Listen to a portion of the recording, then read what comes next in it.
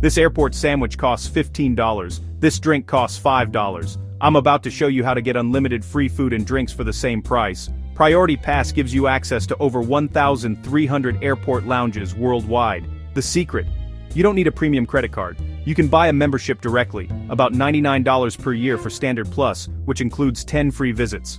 10 visits per year. Each lounge visit includes food, drinks, Wi-Fi, and showers.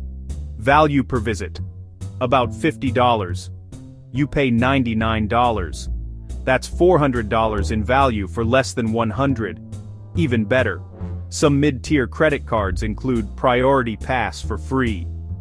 The Chase Sapphire Reserve, Capital One Venture X, and others include it with the annual fee you're already paying. Stop paying $20 for airport pretzels. Get lounge access and eat like a human. Comment lounge, and I'll share which card I use.